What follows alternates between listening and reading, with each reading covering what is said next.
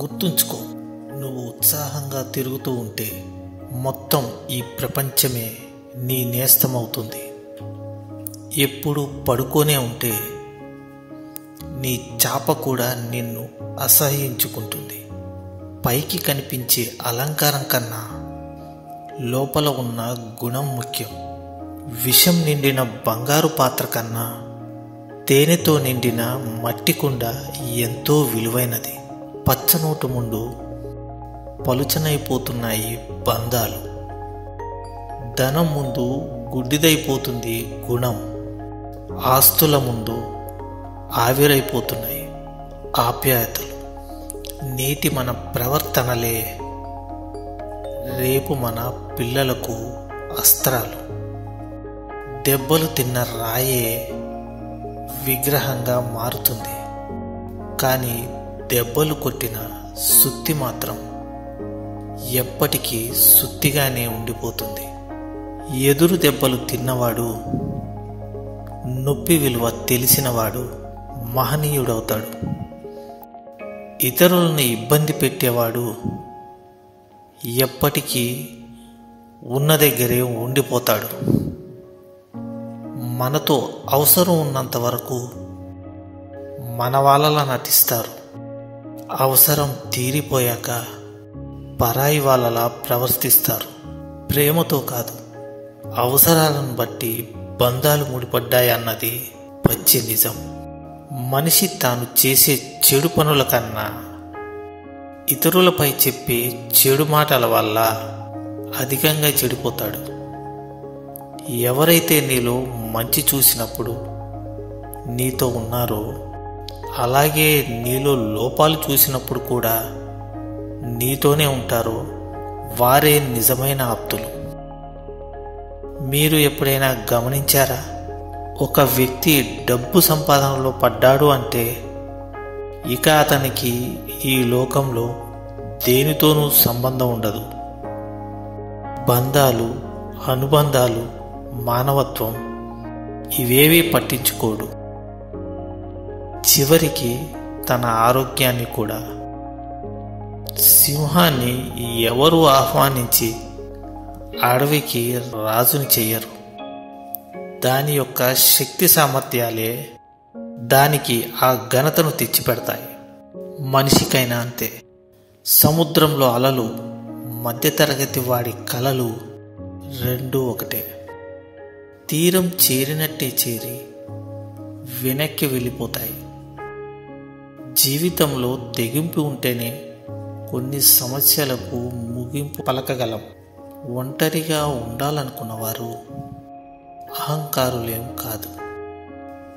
జీవితంలో ప్రతి బంధానికి, ప్రతి ఒక్కరికి అర్హతకు మించి ప్రేమను, విలువను ఇచ్చి తమ సంతోషాన్ని కోల్పోరవారై ఉంటారు. నీది అనుకుంటే వదలకు. పట్టుదలతో, ప్రేమతో సాధించు. వద్దనుకుంటే ఆలోచించకు. చిరునవ్వుతో తిరస్కరించు. అది వస్తువైన, స్నేహమైన, బంధమైన, లక్ష్యమైన ఏదైనా సరే. ప్రతి కళ్ళు మనం బాగుపడితే చూడాలి అని అనుకోవు. కొందరి కళ్ళు మన పతనాన్ని, నాశనాన్ని కూడా కోరుకుంటాయి. జాగ్రత్తగా ఉండండి. ప్రతిదీ నాకు నచ్చినట్లే జరగాలి, నేను చెప్పిందే వినాలి అని అనుకోవడం మూర్ఖత్వం. ఎదుటివారి మనసును, మాటను అర్థం చేసుకుంటేనే ఎదుటివారి మనసులో నువ్వు స్థానాన్ని పొందగలవు. ఎప్పుడైనా గమనించారా? నచ్చితే పెద్ద తప్పు కూడా చిన్నదే అయిపోతుంది. అదే నచ్చకపోతే చిన్న తప్పు కూడా పెద్దగానే కనిపిస్తుంది. కాదంటారా? భవిష్యత్తు బాగుండాలంటే కొన్ని కఠినమైన నిర్ణయాలు తీసుకోక తప్పదు. జీవితంలో తెలుసుకోవాల్సిన ముఖ్యమైన విషయం ఏమిటంటే, నీకు సమయం వచ్చేంత వరకు ఇతరులు కలిగించే నొప్పిని భరించాల్సింది ఉంది. ఈరోజు పలుకుబడి ఉందని తప్పులు చేయకు. మాటలతో బాధ పెట్టకు. మనసులను గాయపరచకు. బాగా గుర్తుపెట్టుకో, కర్మ సిద్ధాంతం అనేది ఒకటి ఉంది. అది మనం ఇచ్చిన దాన్ని తిరిగి మనకు ఇవ్వకుండా అస్సలు వెళ్ళదు. ఎదిరించేవాడు లేకపోతే బెదిరించేవాడిదే రాజ్యమవుతుంది. వ్యక్తులతో సమస్యలు ఉంటే ధైర్యంగా నిలబడి పోరాడండి. మీ అస్తిత్వాన్ని నిలబెట్టుకోండి. అర్థమైందనుకుంటా. నమ్మకం అనేది మనిషి మీద ఉండాలి, కానీ ఎదుటివారి చెప్పే చెప్పుడు మాటల మీద కాదు. గుర్తుంచుకోండి, నీ చుట్టూ 100 మంది ఉన్నా నీ ప్రత్యేకత నీకే ఉంటుంది. ఆ ప్రత్యేకత ఒకరు పొగిడారని పెరగదు, అలాగే ఒకరు తిట్టారని తగ్గదు. చింతించకండి.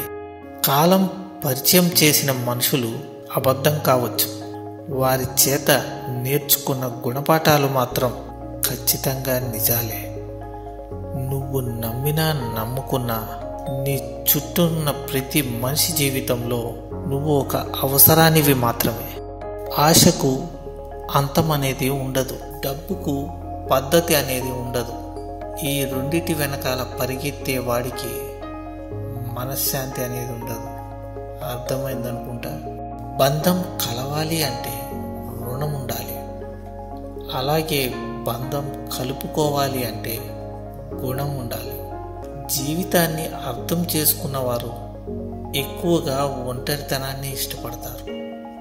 ఎందుకంటే ఈ ప్రపంచంలోకి మనం ఒంటరిగానే వచ్చాం, అలాగే మళ్ళీ ఒంటరిగానే పోతాం అని అర్థం చేసుకొని ఉంటారు. కాబట్టి కష్టం విలువ అలాగే ఇష్టం విలువ ఒకరు చెప్తే తెలిసేవి కావు. స్వయంగా అనుభవించి అనుభూతి చెందితేనే తెలుస్తాయి. లేదంటే ఎదుటివారు పడే కష్టం తేలికగాను, చూపించే ఇష్టం చులకగాను కనిపిస్తాయి. ఎవరినూ నమ్ముకొని ఏదో చేద్దామని ఏదో అయిపోదాం అనుకోకు. ఇది కథ కాదు, జీవితం. నీ కోసం నువ్వు తప్ప ఎవరూ నిలబడరు. అర్థమైందనుకుంటా.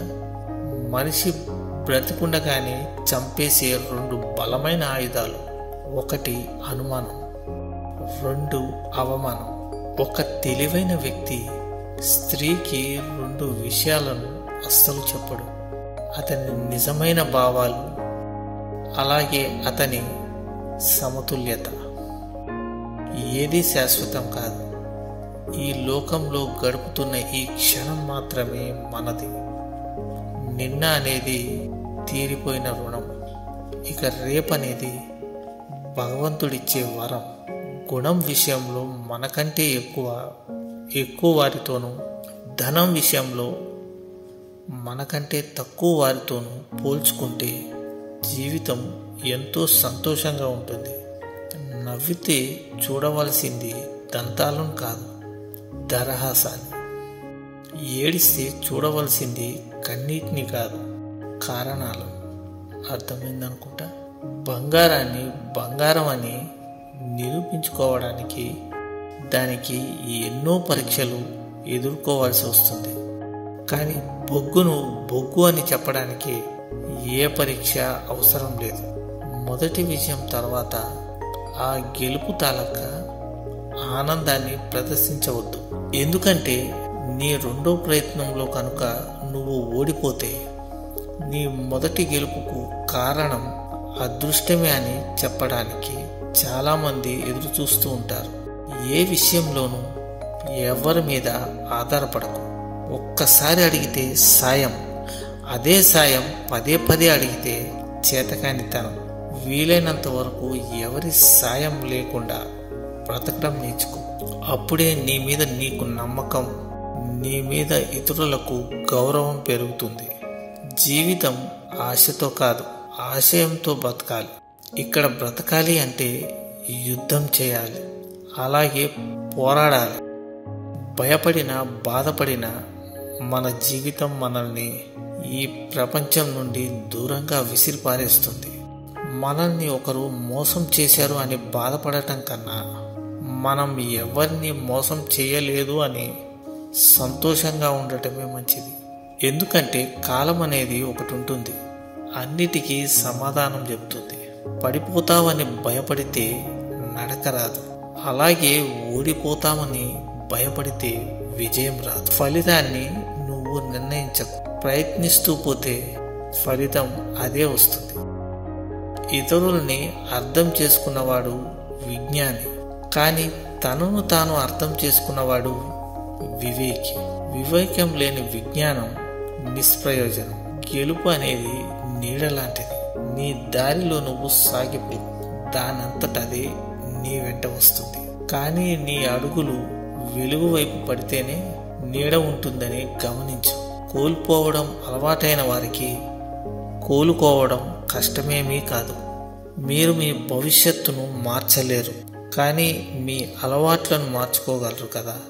మీ అలవాట్లే మీ భవిష్యత్తును మారుస్తాయి. అర్థమైందనుకుంటా. 10 మంది స్నేహితులతో కూర్చొని ఒకరి గురించి చెడుగా మాట్లాడటం కన్నా ఒంటరిగా కూర్చొని ఒక మంచి పుస్తకాన్ని చదవటం ఎంతో మిన్న. జీవితం చాలా అందమైంది. ఒక రోజు, ఒక గంట, ఒక నిమిషం. నీ జీవితంలో ఏది తిరిగి రాదు. ద్వేషాలు, వాగ్వాదాలు వద్దు. ప్రతి ఒక్కరితోనూ నవ్వుతూ మాట్లాడు, అలాగే ఆనందంగా జీవించు, ధైర్యంగా ఉండు.